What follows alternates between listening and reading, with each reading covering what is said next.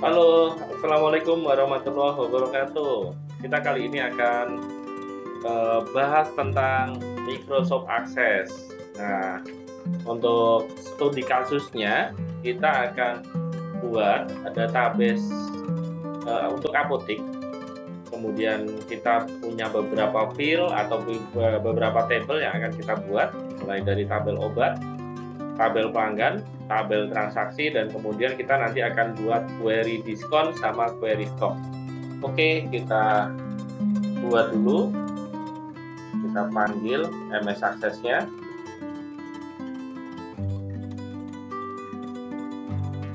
Oke, kemudian kita simpan datanya. Misalkan saya akan taruh datanya di B.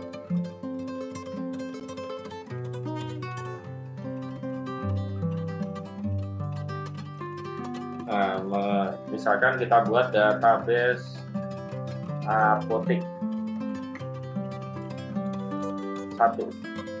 Oke, kemudian klik create. Nah, kita sudah punya data seperti ini. Tampilan dari Microsoft Access-nya sama seperti mirip-mirip lah sama Microsoft Word, Excel atau PowerPoint.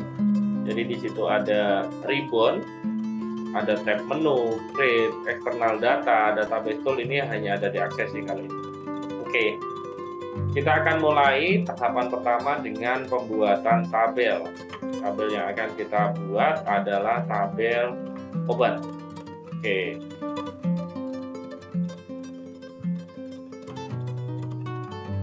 Nah, bagaimana cara pembuatan tabel?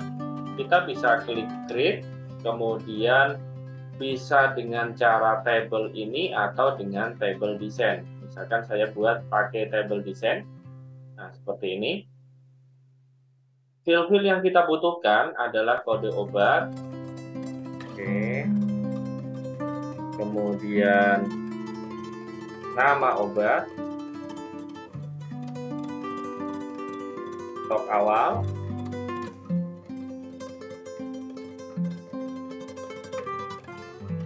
Stok awal. Kemudian harga satuan.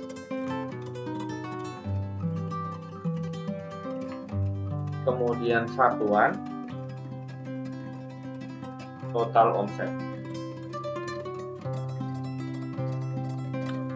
Oke, untuk kode obat kita pakai short text, kemudian field size-nya misalkan 10, kemudian nama obat, short text juga, kemudian field size-nya 25, stok awal, karena ini stok berarti kita pakai number. Kemudian harga satuan kita pakai number juga, atau bisa dengan number kemudian formatnya currency. Nah, seperti ini. Kemudian satuannya short text juga, kemudian ya. Untuk selanjutnya kita buat field total omset.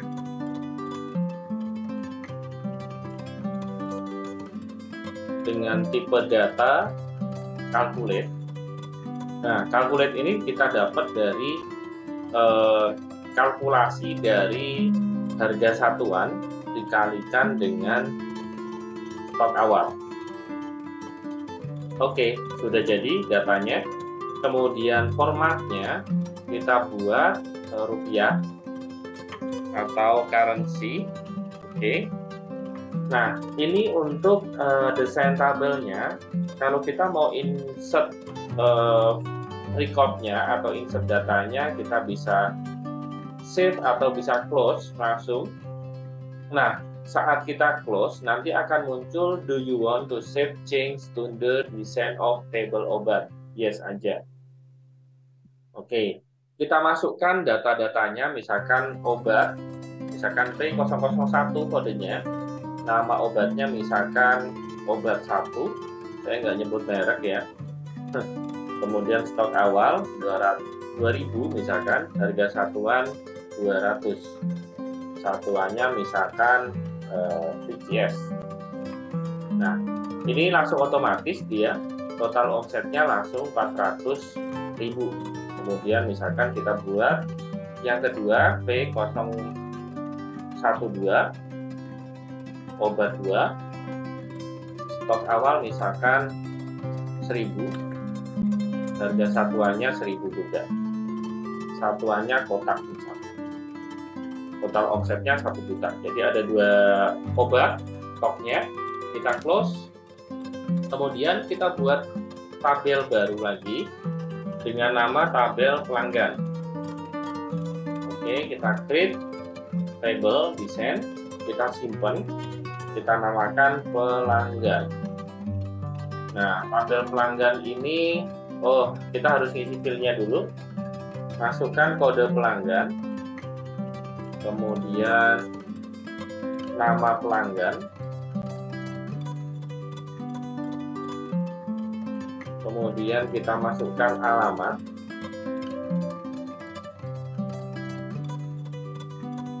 nomor telepon, kemudian grade, kemudian email. Grade ini apa? Jadi nanti ada kategori pelanggan, misalkan grade A, grade B, grade C, dan lain-lain. Oke, kita simpan, kita namakan pelanggan.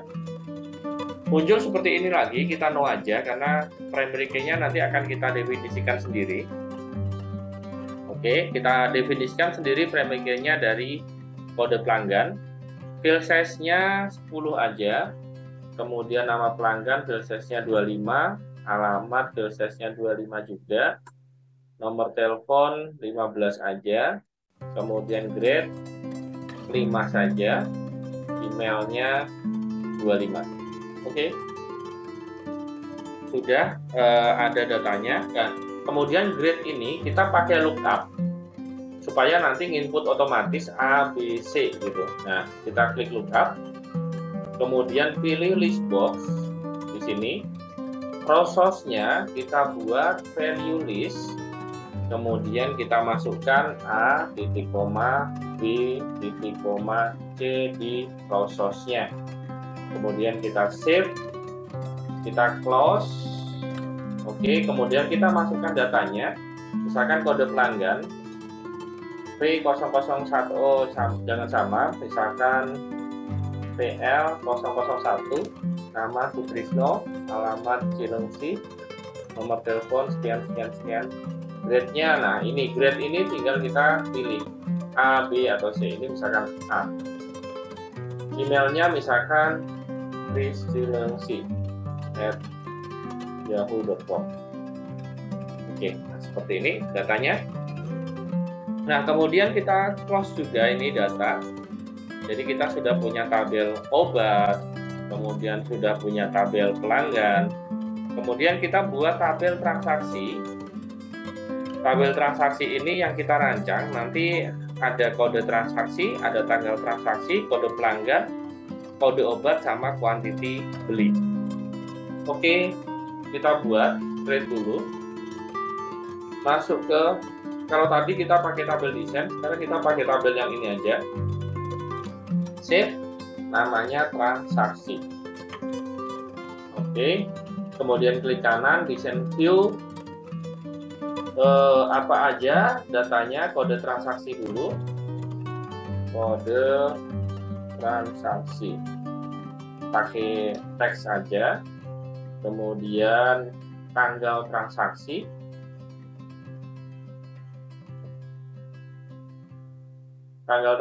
kita pakai date. Oke, kemudian kode pelanggan, kode obat, dan kuantiti beli. Kode pelanggan. Nah, pastikan ini namanya sama persis dengan yang tadi yang ada di data tabel pelanggan. Kemudian field size-nya tadi kan 10 ya, ini juga harus sama 10 juga. Kemudian ini kode obat, field size-nya 10 juga. Kemudian kuantiti beli. Ini kita buat number. Oke, kode transaksi, field size-nya kita buat 10.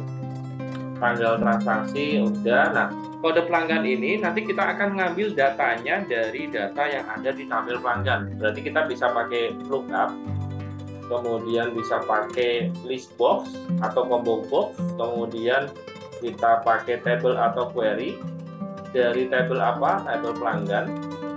Kemudian kolom-kolomnya 2 supaya nanti muncul kode pelanggan dan nama pelanggan. Jadi kita bisa nentuin benar atau tidak yang akan kita input. Oke, kemudian di kode obat juga sama. Display controlnya kita pilih list box, kemudian table or query. Source-nya kita arahkan ke obat, kemudian kolom count-nya 2. Kita save, kita close. Nah, kita masukkan data transaksi. Misalkan transaksinya TRE001, tanggalnya tanggal sekarang 6 Desember 2022. Nah, kode pelanggan ini dari pelanggan yang sudah kita list sebelumnya. Ini akan muncul secara otomatis. Kode obat, misalkan obat yang kedua, quantity beli, misalkan 10. Kita save, close. Jadi kita sudah punya tabel obat, tabel pelanggan, tabel transaksi. Nah, dari tabel-tabel ini kita bisa relasikan dengan menggunakan fungsi di database tool ini. Ada fungsi namanya relationship. Jadi sebelum direlasikan, ini saat kita ngeklik di tabel obat nanti akan muncul seperti ini. Hanya seperti ini aja. Jadi kode obat ini sudah dibeli siapa, kemudian transaksi kapan, ini nggak ada di sini. Tapi kalau sudah kita relasikan nanti akan muncul. Kita klik di database tool, kemudian relationship. Oke, muncul seperti ini. Nah, kemudian kita masukkan semua tabelnya. Ada tabel obat, pelanggan, sama transaksi. Kita pindahin transaksi misalkan di tengah. Kemudian kode obat yang di sini kita tarik, kita klik dan kita tarik kita hubungkan dengan kode obat yang ada di tabel transaksi. Nah, oke, relationship tipenya one to many, kita create, kemudian kode pelanggan kita arahkan ke kode pelanggan yang ada di sini juga. Create lagi. Kemudian kita save, kita close. Apa yang terjadi? Kita coba cek obat ini sudah ada transaksinya atau belum. Nah, di sini sudah ada. Kita klik. Oh, ternyata yang kode obat ini belum ada transaksi. Coba kita tes yang ini. Nah, yang obat yang kedua ternyata sudah ada transaksi dengan kode TRE001. Tanggal transaksinya tanggal 6, kode pelanggannya ini yang beli. Gitu. Kuantiti belinya ternyata ini. Jadi kalau sebelumnya sudah ada stok 1000, berarti kuantiti belinya sisanya sekian gitu. Nah, sisa itu kita bisa kita kembangkan ke dalam bentuk query. Contoh, kita create, kita buat query-nya. Nah, seperti ini. Kita masukkan tabelnya. Tabel yang kita butuhkan adalah tabel transaksi dan tabel obat. Oke, dari tabel obat kita masukkan kode obatnya, nama obat, stok awal, kemudian harga satuan boleh, kemudian kita masukkan kuantiti beli. Oke, kita save, kita buat namanya query stock. Hasil transaksi. Oke. Kita coba tes hasilnya seperti ini. Hanya ada stok awal, harga satuan, sama kuantiti beli. Sisa stoknya belum ada. Jadi sisa stoknya harus kita buat field baru di query ini. Kita klik kanan di send view. Nah, kemudian kita masukkan di sini. Kita klik kanan aja yang di kolom di sampingnya kuantiti beli ini, kemudian bill. Oke, kita masukkan field baru namanya sisa stok. Pakai kecil semua aja, sisa underscore stok. Titik 2. Sisa stok ini didapat dari mana? Dari stok awal. Oke, expressionnya dihapus. Kemudian dikurangi apa? Dikurangi dengan kuantiti belinya. Oke, kita oke aja. Kemudian ya sudah berhasil, harusnya sudah berhasil. Kita save aja, kita close. Kita coba cek hasilnya. Nah, sudah muncul sisa stoknya sebanyak 990. Jadi otomatis dia akan muncul sesuai dengan jumlah transaksinya. Oke, sampai di sini kita buat table, kita buat query. Nah, dari data-data ini kita bisa buat form. Formnya yang gampang aja kita nah, form obat misalkan. Nah, ini sudah jadi form obat. Kita masukkan jadi form obat. Oke, untuk lanjutan dari tutorial selanjutnya akan saya share di video selanjutnya, insya Allah nantinya. Mudah-mudahan nanti ada waktu lagi. Sampai ketemu di pertemuan selanjutnya, semoga bermanfaat untuk tutorial kali ini. Jangan lupa subscribe ya, dan kalau pengen belajar komputer bisa di kursus komputer YMI Cilengsi. Oke, terima kasih. Wassalamualaikum warahmatullahi wabarakatuh.